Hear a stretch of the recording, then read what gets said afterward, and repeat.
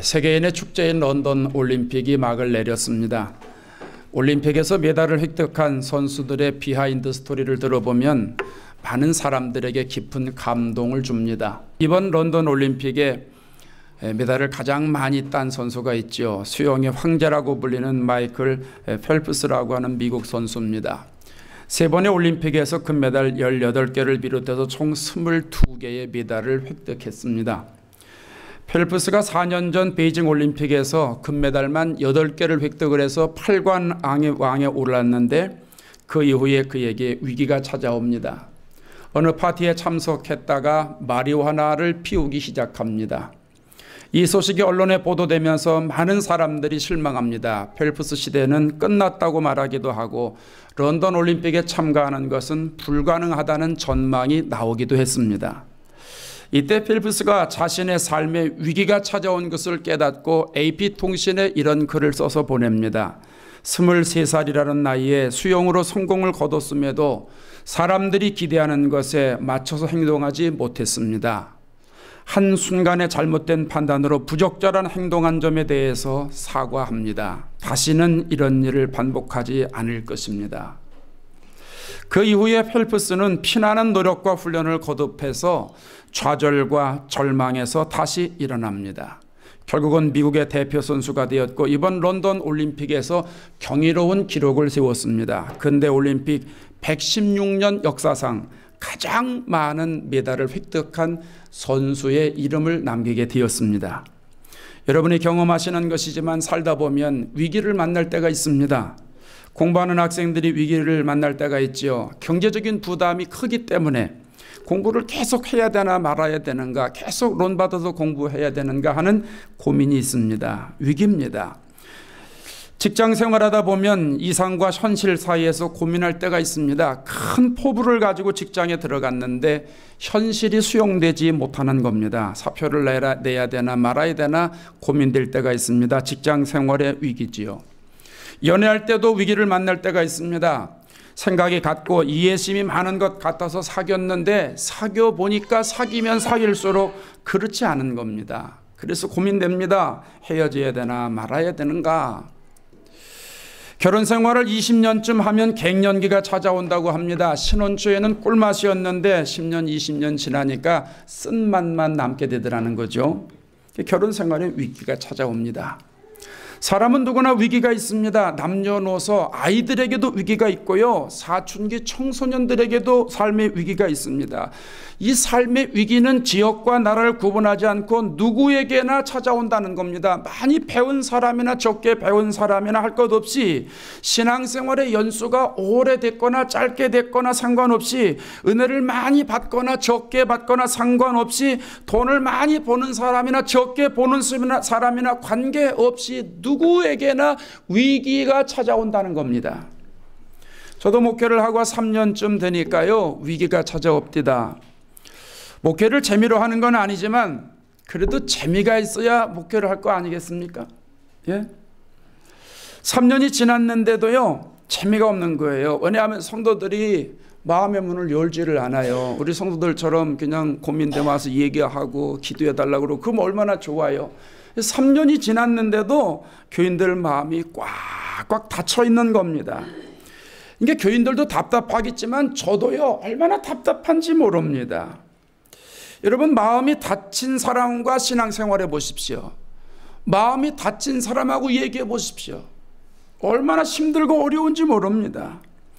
더군다나 전도사 시절이잖아요. 목회를 처음 나갔는데 만난 사람들이 그런 사람들이니까 나는 나름대로 열심히 한다고는 하는데 실력이 없어서 못하는 건 어쩔 수 없고요. 아주 베스트로 최상으로 한다고 하긴 하는데 이게 안 되는 겁니다. 성도들이 마음은 열지 않은 이유가 있어요. 교회 역사가 15년인데 제가 9대 때 담임자입니다. 9대. 그러니까 평균 1년 반 있다가 간 거예요. 교역자들이. 짧게는 3개월 진도 못 풀고 갔어요. 그냥 길게 있었던 사람이 30개월, 저는 36개월 있었잖아요. 제가 최고 기록을 세운 사람인데도요, 근데 교인들이 마음을 주질 않는 거예요. 참 힘들었어요. 얼마나 힘들든지 일에 손에 잡히질 않는 겁니다. 여러분, 목사가 교회 가기 싫을 정도가 됐어요. 설교하기 힘들어요. 기도는 뭐 생각도 못하고 그냥 어디로 떠났으면 좋겠어요. 아무도 없는 무인도 섬에 가서 그냥 조용히 있었으면 좋겠어요. 교인들이 마음의 문을 열질 않으니까 보기가 싫은 거예요. 심각한 위기죠. 목회 최대의 위기가 찾아왔어요. 여름 성경학교를 통해서 위기를 극복하고 거기서 10년 동안 목회했습니다마는 목회자들에게도 위기가 예외가 아니라는 거죠. 오늘 성경에 나오는 엘리야에게도 위기가 찾아왔어요. 엘리야는 어떤 사람입니까? 엘리야는 하나님이 강력하게 사용한 사람입니다. 구약을 대표하는 선지자 중에 한 사람이 엘리야 아닙니까? 열왕기상 17장 이후부터 엘리야 스토리가 쫙 나오는데 엘리야가 어마어마한 일을 하잖아요. 아방 때에 아방이 악행을 저질러요. 우상을 숭배해요. 이방인과 결혼하니까 아방에게 가가지고 수년 동안 비가 내리지 않을 거다. 당신이 이렇게 악한 짓을 하니까 하나님이 진노하셔서 수년 동안 비 내리지 않을 것이다 예언을 합니다. 그 이후에 엘리야 말대로 이스라엘은 아주 극심한 가뭄이 처하게 됩니다. 사르밧 과부의 집에 가가지고 통과 가루가 끊이지 않는 역사를 이루잖아요. 병에 기름이 마르지 않는 역사를 비풀지 않습니까? 식량이 떨어지지 않도록 기적을 일으키는 엘리야 선지자입니다. 그 집 주인의 아들이 병들어서 죽었습니다. 기도해서 살리지요. 열왕기상 18장에 가면 그 유명한 바알 선지자의 대결이 나오잖아요. 갈멜산에서 각자의 신에게 빌어가지고 응답받자는 거예요. 이방 선지자가 400명, 450명, 850명씩 와 있어요. 그들이 별짓 다 하지요. 아무 소용없지 않습니까? 죽은 신이니까. 엘리야가 나서가지고 여호와여 내게 응답하옵소서, 여호와여 내게 응답하옵소서 하나님 앞에 간절히 기도하니까 하나님이 하늘에서 불을 내려주셨어요. 여러분 얼마나 드라마틱한 일입니까? 3년 반 동안 비가 내리지 않는 이스라엘을 위해서 엘리야가 또 열심히 기도해가지고 비를 내리게 합니다. 나중엔 죽음을 보지 않고 하늘로 올라갔잖아요. 엘리야가요 이렇게 위대한 선지자예요. 그런데 신앙생활에 위기가 찾아왔다는 거예요. 어떻게 보면 신앙이 좋은 사람들에게는 위기가 오지 않을 것 같아요. 그런데 아니라는 거예요. 엘리야도 왔다면 모든 사람들에게 신앙의 위기는 다 오는 거예요. 신앙생활의 위기는 사람을 차별하지 않고 모든 사람들에게 동일하게 온다는 거예요. 여러분 모든 사람에게 위기가 온다면 이 위기는 도대체 어디로부터 오는 것일까요? 오늘 엘리야를 통해서 해답을 얻으려고 합니다. 엘리야의 위기가 어디서 왔습니까? 3절에 보면 이럽니다. 그가 이 형편을 보고 엘리야가 이 형편을 보고 형편을 보고 일어나 자기의 생명을 위해 도망했다고 그랬어요. 자기의 형편이 어떻습니까? 1절에 2절에 나와요. 아합이 엘리야가 행한 모든 일과 그가 어떻게 모든 선지자를 칼로 죽였는지를 이세벨에게 말하니 엘리야가 행한 일은 이 18장에 나오는 바알의 선지자들과 아세라 선지자 850명과 대결한 사건을 말합니다. 누가 섬기는 신이 진짜 하나님이냐 이걸 대결하는 것이었잖아요. 결국은 엘리야가 이겼어요. 그래서 이방 선지자들을 다 죽였어요.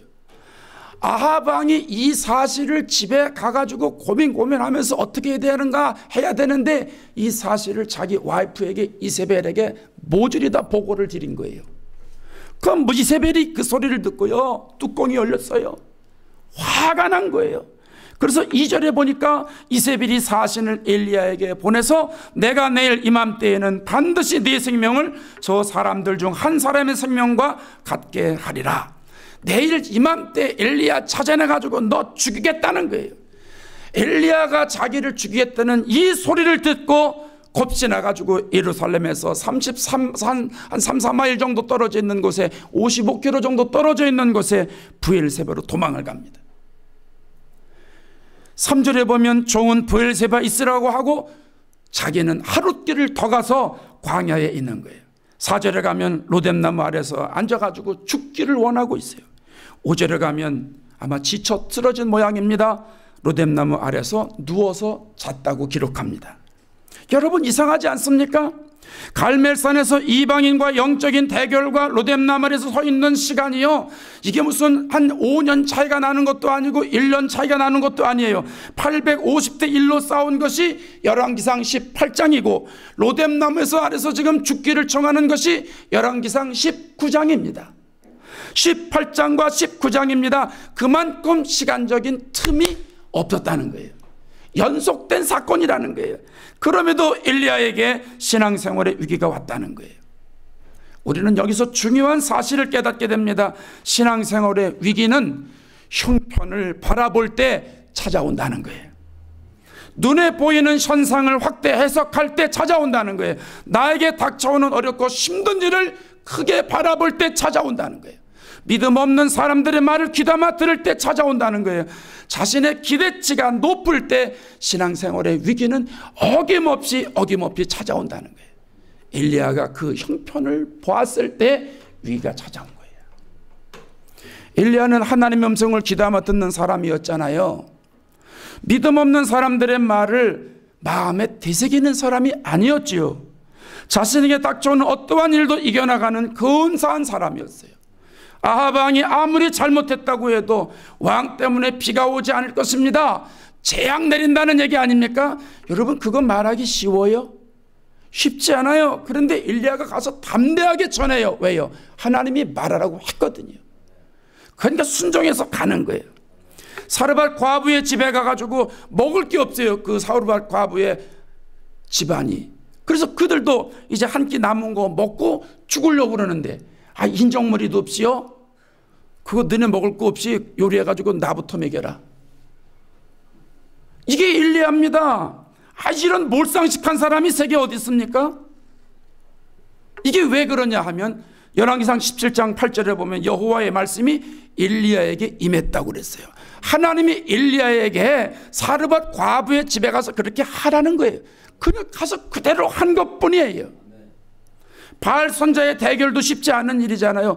이기는 사람은 금메달이고 지는 사람은 은메달이다, 이게 아니잖아요. 목숨을 걸고 지금 싸우는 대결이에요. 아무나 도전할 수 있는 상황이 아닙니다. 지면 죽는 거예요. 은메달이 아니에요. 지면 죽는 거예요. 목이 달아나는 상황이에요. 엘리야는 하나님 말씀하시면 어떠한 상황이든 형편이 어떻든 흔들리는 사람이 아니에요. 그런데요, 이세벨의 말 한마디에 낙심하고 좌절하고 근심이 되고 결국 위기가 찾아왔다는 거예요. 그 이세벨의 한마디를 크게 들으니까 낙심하는 것이고, 자기에게 되어진 현상을 보니까 근심하는 것이고, 믿음 없는 이세벨의 말 한마디를 듣고 확대 해석하니까 신앙의 위기가 찾아왔다는 거죠. 여기에 예외인 사람은 우리 중에 한 사람도 없다는 거예요. 여러분 보세요. 인간의 마음에는요, 기대심리가 있어요. 기대심리, 보상심리가 작용하고 있기 때문에 어느 정도의 형편은 내가 다 받아들이고 어느 정도는 다 인정을 하다가도 내가 예기치 못했던 상황이 되거나 발생하게 되면은요, 거기서 내 신앙이 흔들립니다. 내가 신앙생활을 미신적으로 하는 건 아닌데 인간의 마음 중심 깊은 곳에는요, 이 나 중심적인 내가 생각하는 이 사고방식이 자리 잡고 있어가지고 이러한 현상들이 누구에게나 다 일어나는 거예요. 오래된 것 같아요.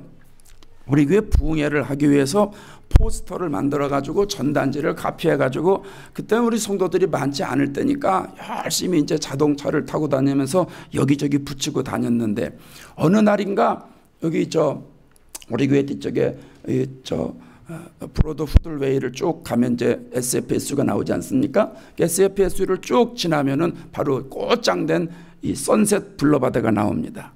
코너길이니까 천천히 가다가 보니까 길이 꽃장돼 있습니다. 그래서 꽃장돼 있으면 그 빨리 가라고 꽃장돼 있는 거니까 이렇게 밟았습니다. 천천히 쫙 밟는데 앞에서 저를 반기는 분이 있더라고요.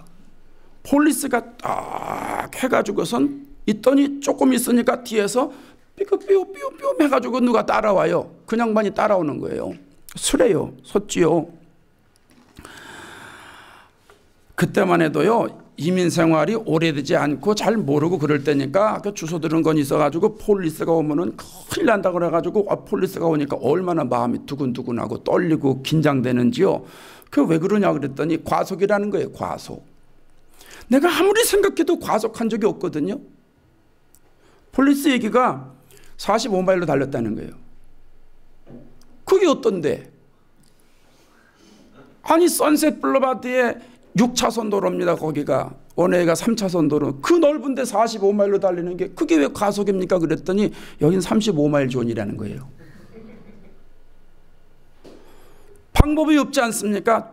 뜯었죠. 티켓 뜯겨가지고 돈 많이 냈습니다. 네, 뜯고 이제 교육도 받고 이랬는데 저는 그 선셋 블루바드가 35마일 존인지 그때 처음 알았습니다.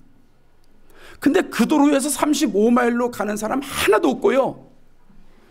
지금까지 거기 폴리스가 이렇게 하고 서 있는 거 한 번도 못 봤어요. 그때밖에 제가 못 봤어요. 그때밖에. 티켓을 받고 운전을 하는데요. 마음에서 운전 조심해야 되겠구나 생각은 전혀 안 나요. 하나님, 어찌하여 나에게 이런 일이 일어납니까? 포스터 붙이러 가는 중이잖아요, 지금. 내가 뭘 잘못했다고 이러십니까? 교회 부흥시키려고 지금 포스터 붙이러 가는 중이잖아요. 혹 내가 잘못했어도 주의 일 하는 중이잖아요. 하나님, 주의 일. 성경에 주의 일 할 때는 과속해도 된다 이런 말씀은 없는데 잘못은 내가 해놓고 지금 누구 원망해요? 하나님 원망하는 거예요. 뭐가 있기 때문에? 기대 심리가 있기 때문에. 목사에게도 어김없이 있더라고요. 저에게도 기대 심리가 있어요. 여러분, 인간은 누구나 일리야와 같은 상황을 맞을 때가 있습니다. 신앙생활의 위기는 어떤 특정한 사람에게만 오는 게 아니고 보편적인 모든 사람에게 오는 것이에요. 이럴 때 여러분, 우리가 어떻게 해결하면 좋을까요? 아무리 기대 심리가 있다 해도 완벽하게 온전하게 해결해야 되는데 어떻게 하면 좋을까요? 엘리야가 어떻게 극복했는가 보면 알 수 있습니다. 5절에 보니까 로뎀나무 아래서 누워 자는데 천사가 그를 어루만졌다고 그랬어요. 천사가. 따라합시다. 천사가 그를 어루만졌다. 오늘 본문을 통해서 놀라운 사실을 기억해야 됩니다. 우리가 기대 심리가 있던 어떻든 상관없이 신앙생활하다가 위기가 찾아올 때 하나님이 그대로 내버려 두지 않으신다는 거예요. 하나님이 찾아오신다는 거예요. 하나님이 천사를 보내시잖아요. 왜요? 하나님은 목자고 우리는 양이기 때문에. 시편 23편에 여호와는 나의 목자시니, 하나님이 나의 목자시기 때문에 나를 찾아오시는 거예요. 그래서 다윗이 23편 4절에서 뭐라고 고백해요? 내가 사망의 음침한 골짜기로 다닐지라도 해를 두려워하지 않을 것은 주께서 나와 함께 하심이라. 아멘. 로뎀나무 아래서 누워 자고 있는, 원망하고 있는, 위기가 찾아와서 나를 죽여주십시오, 나를 죽여주십시오 하는 엘리야에게 하나님은 천사를 보내셔서 그를 찾아오셨다는 거예요. 신앙생활할 때 하나님은 절대로 우리를 혼자 내버려 두시는 분이 아니에요. 우리가 그 하나님이 안 보여서 그렇지, 내가 지금 놓여있는 상황이 그게 크게 보이고 그런 소리들이 내가 크게 들리니까 하나님이 안 보여서 그렇지, 하나님은 늘 우리에게 찾아오시는 분이에요. 여러분, 우리가 하나님의 음성을 들으려고 모든 걸 다 내려놓고 할 때 하나님은 때로는 강력하게 오실 때도 있지만, 우리의 환경이 어렵고 내가 위기에 쌓여 있고 내 눈이 지금 많은 어려움이 들어오고 귀가 세상 소리가 막 들어올 때 하나님은 절대로 모세에게 임하셨듯이 강력한 천둥 우레를 통해서 오시지 않습니다. 그때 하나님은 조용히 오시는 거예요. 세밀하게. 왜요? 크게 하나님이 오셔도 내 환경이 크게 들리기 때문에 내가 느낄 수가 없어요. 그 조용히 세밀한 음성으로 오시는 거예요. 오늘 본문의 나중에 보세요. 하나님이 엘리야를 세워놓고 바람을 일으키신데도 하나님이 거기 없어요. 바위를 쪼개낸데도 하나님이 없어요. 하나님은 세밀한 음성으로 엘리야에게 오셨던 거예요. 금풍이라고 하는 포장지 회사가 있는데 거기에 고영만 장로님이라는 분이 있어요. 이분이 1990년에 대출을 받아서 포장지 회사를 차려가지고요, 처음엔 잘 됐대요. 그래서 교회 열심히 다니면서 건축위원장도 맡고 장로도 하면서 열심히 했어요. 나중에는 자기 전세금을 빼가지고 건축헌금에 다 낼 정도가 됐으니까 얼마나 열심히 했는지 여러분 그림이 그려지시잖아요. 그런데 얼마 있다가 공장에 불이 나가지고 한 줌에 재가 돼버렸어요. 그래도 장로님이기 때문에 믿음을 갖고 힘을 내가지고 다시 대출을 받아가지고 기업을 시작을 했는데 이번엔 IMF가 터졌어요. 집까지 다 날아갔어요. 어머니는 소천하셨어요. 아내가 유방암 말기 진단을 받았다는 거예요. 아내가 진단을 받은 날 병원을 나오면서 하나님을 쳐다보면서 그렇게 말했대요. 하나님, 내가 하나님을 열심히 믿었는데 고작 이겁니까? 내가 열심히 충성했는데 고작 이겁니까? 그 뒤로부터 아내와 교회를 나가지 않았대요. 문을 닫아버린 거예요. 그러다가 병원에서 유방암이 폐암으로 전이되었다고는 이야기를 듣고 수술해야 된다는 연락을 받았어요. 6개월밖에 살 수 없다는 상황이 됐어요. 마지막으로 수술이라도 해봐야 되겠다는 마음으로 다시 아내와 병원을 찾았어요. 아내를 수술실에 들여보내고 홀로 복도에 남았습니다. 근데 순간 아내를 위해서 마지막으로 기도해야 되겠다는 생각이 들었다는 거예요. 차디찬 시멘트 복도에 무릎을 꿇었어요. 정말 오랜만에 예수님 이름을 불렀어요. 정말 오랜만에 나 뜨겁지만 하나님의 이름을 불렀어요.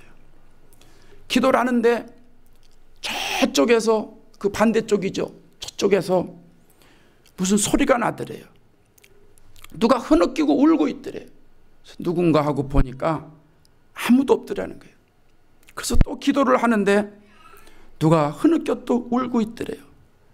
누군가 자세하게 보니까 저 복도 끝에서 가시면류관을 쓰고 십자가에서 못 박혀서 피 흘리시는 예수님이 자기를 보고 울고 계시더라는 거예요. 너무나 선명하게 보이더라는 거예요. 그 모습을 보고 이 장로님이 그 자리에서 대성통곡하고 회개했다는 거예요. 예수님은 십자가에서 고통 가운데 나를 위해서 생명을 줬는데 내 환경이 이렇게 어렵다고, 내가 하나님이 없다고, 하나님이 나에게 해주신 게 뭐가 있다고 원망하고 교회에 다니지 않았구나. 그것이 한순간에 다 기억이 나면서 회개했다는 거예요. 하나님이 그를 찾아오셨던 거죠. 아내가 수술을 마치고 회복실로 갔습니다. 의식이 회복되면서 그 아내가 첫 마디가 뭐냐 하면, 여보, 이제 교회 나갑시다. 이 장로님을 찾아오신 예수님은 기적을 베푸신 분이 아니었어요.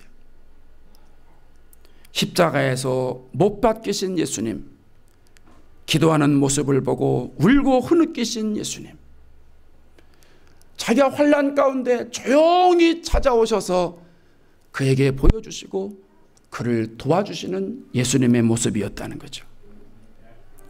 그가 나중에 다시 신앙을 회복하고 교회에 돌아가 신앙생활하는데 하나님이 상상할 수 없는 놀라운 일들을 그의 가정에 부어주시더라는 거죠.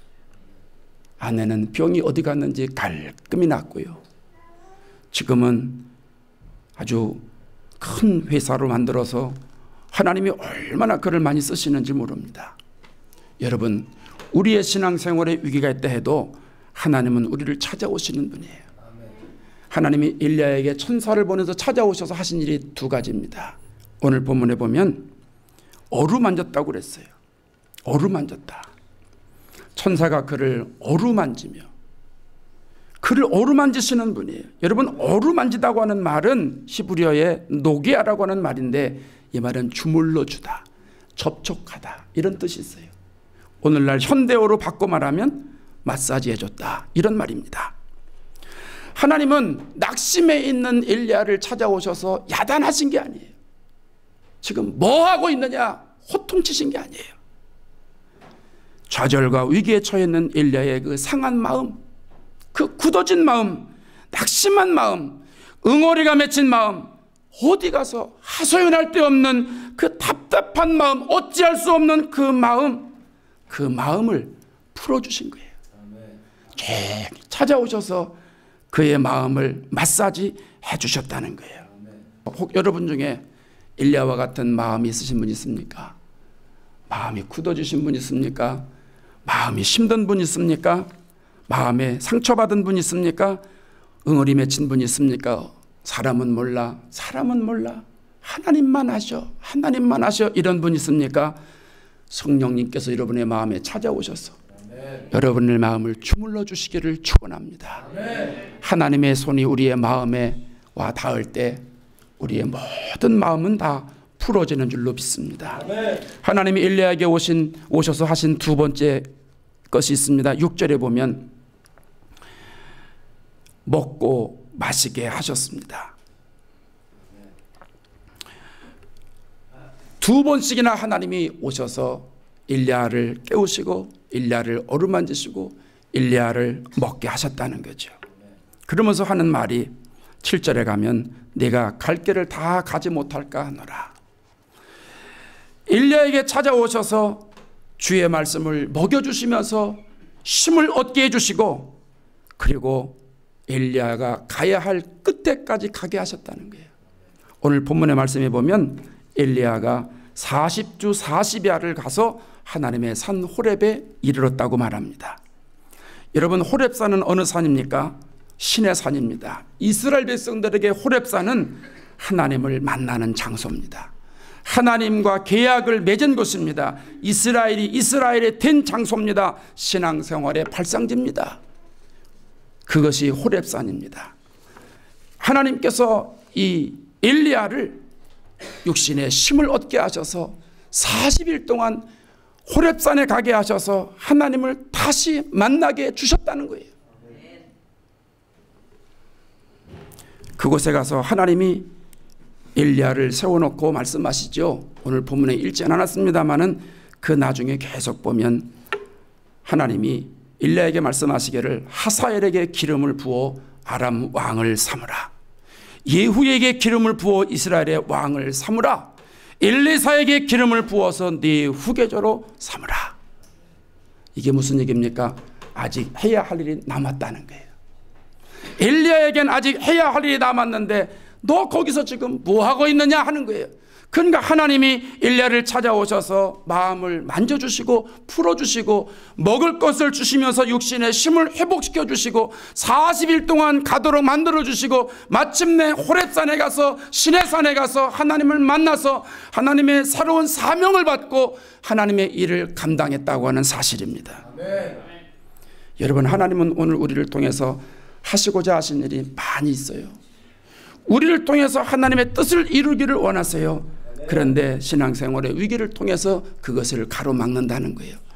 그러나 하나님은 오늘 우리들에게 여전히 찾아오셔서 우리의 마음을 풀어 헤쳐주시고 우리에게 먹을 것을 주시고 말씀의 능력을 주셔서 하나님을 만나게 하심으로 하나님의 일을 다시 한번 할 수 있도록 사명을 불어넣어 주신다는 사실입니다. 오늘 이 예배드리는 이 시간 하나님의 능력을 경험해서 하나님을 다시 만나는 신의 산이 되기를 바랍니다. 호렙산이 되기를 바랍니다. 하나님 만나 사명 받으면 모든 위기를 다 이겨나갈 수 있는 힘과 능력이 생기는 줄로 믿습니다. 종교개혁자인 마틴 루터가 어느 날 서재에 앉아서 깊은 낙심에 빠져 있었어요. 도덕적으로 타락한 교회를 깨끗게 하려고 왜곡된 이 복음을 바로 전하게 하려고 애를 썼는데 수없이 많은 사람들이 반대하는 겁니다. 루터에 대해서 험담하는 사람도 많이 있습니다. 그러니까 일이 되지를 않는 거예요. 답답한 거예요. 어찌할 수 없는 거예요. 낙심해 있는 거예요. 좌절해 있는 거예요. 나름대로 신앙생활에 위기가 찾아왔던 거예요. 어느 날 부인이 상복을 입고 나타났더라는 거예요. 루터가 이상해서 물었어요. 아니 여보, 누가 죽었어? 하나님이 죽었습니다.